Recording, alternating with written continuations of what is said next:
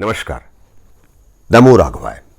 मित्रों, आपके ऐसे आदर्शात्मक सवाल रहे हैं, प्रभु कल्कि का अवतार क्या वास्तव में हो चुका है या फिर भविष्य में कब होना है?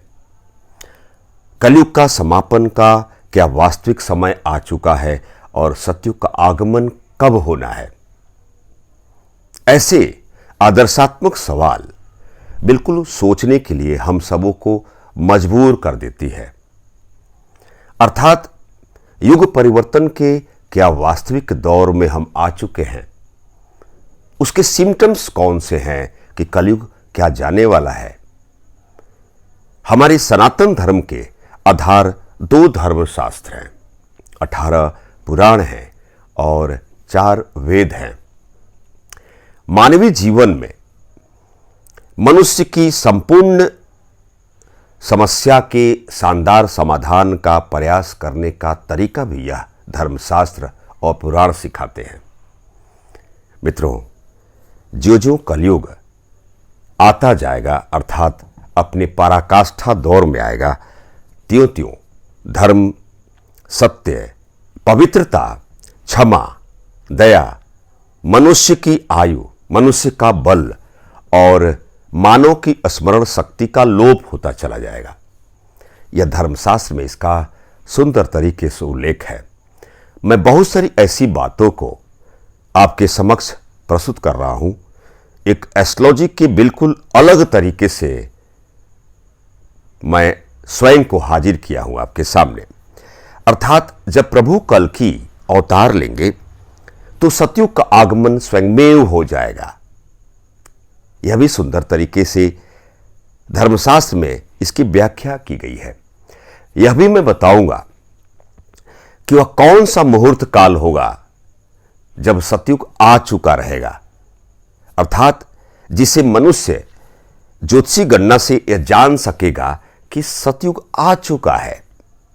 अर्थात ग्रहों के, नक्षत्रों के कुछ तालमेल होंगे और ऐसे तालमेल होंगे जिसमें बताया गया है कि यह सिम्टम्स ग्रहों नक्षत्रों का तालमेल हुआ तो सतयुग आ चुका है।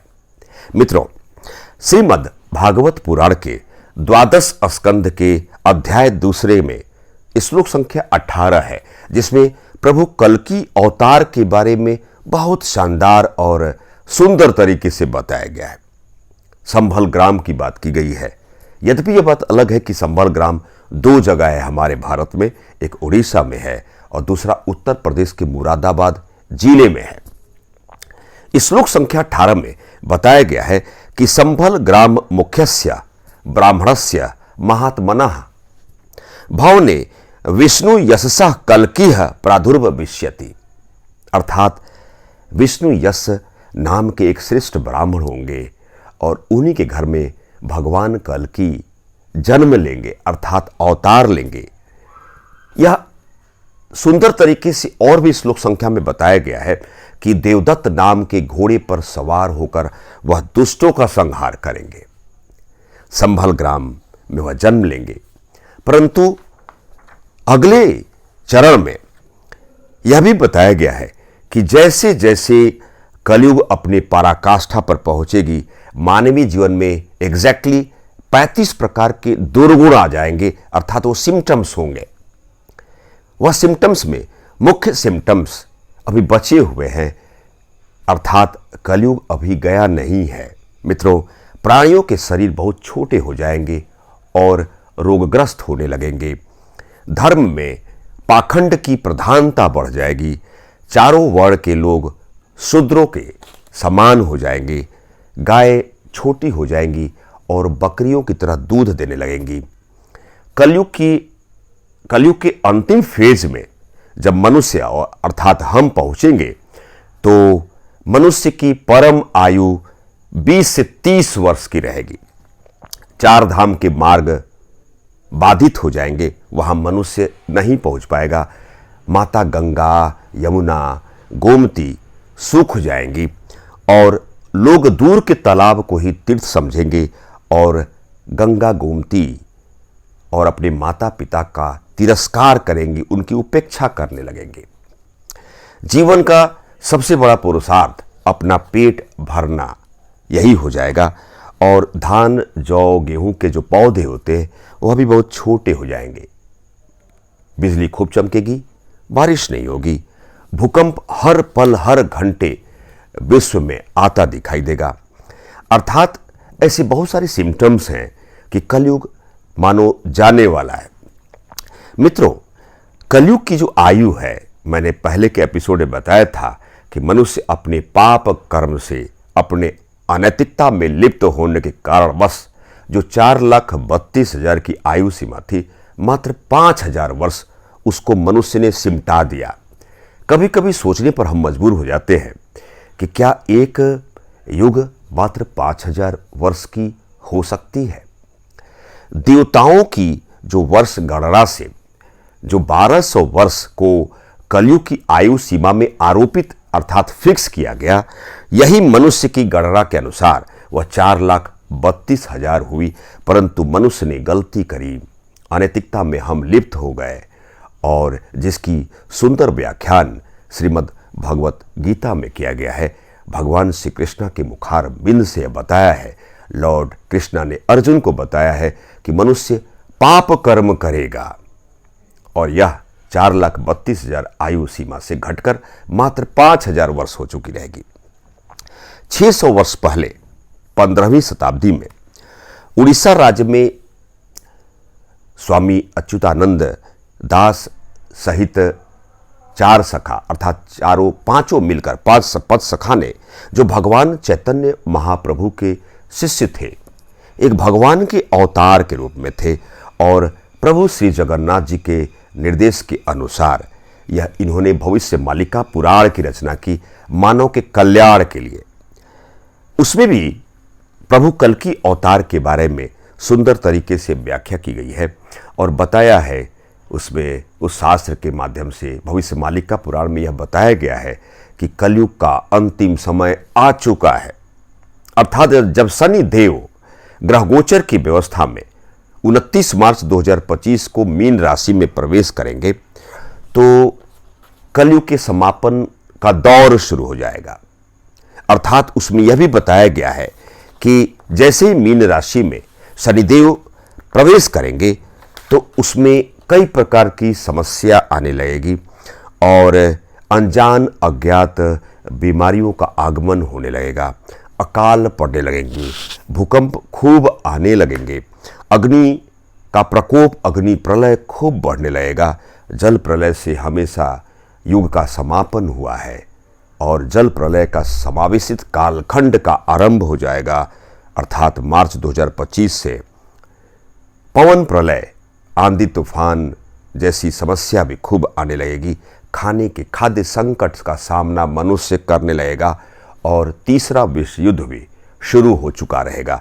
अर्थात कार्य कारण का सिद्धांत, जब कलयुग का समापन का समय आएगा तो मनुष्य मरने लगेंगे।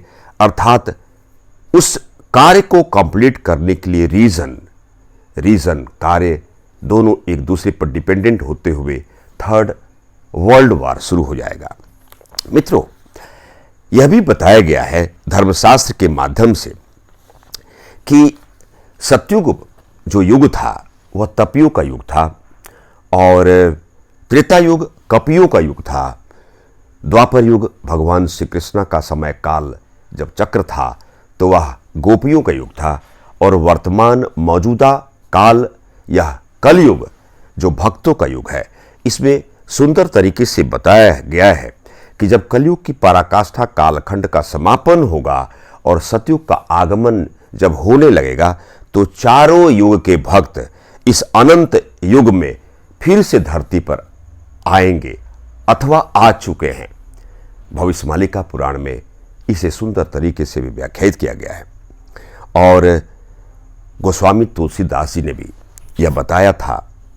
रामचरितमानस में सुंदर तरीके से इन्होंने व्याख्यायित किया है कि जब जब हुई धर्म की हानि, 12 असुर अधम अभिमानी, तब तब धरी प्रभु विविध शरीरा, हरहि दयानिधि सज्जन पीरा। अर्थात धर्म की हानि होने पर, अधर्म की बढ़ोतरी होने पर, सज्जनों की रक्षा के लिए, दुष्टों के विनाश के लिए और धर्म की संस्थापना के लिए हर युग में मानव रूप में प्रभु विष्णु अर्थात पधारे हैं, भगवान पधारे हैं, नारायण जी पधारे हैं। और कल्कि के अवतार के संदर्भ में यह बताया गया है कि जब प्रभु कल्कि अवतरित होंगे तो सत्युग का आगमन हो चुका रहेगा। और सत्युग किस मुहूर्त काल में शुरू होगा?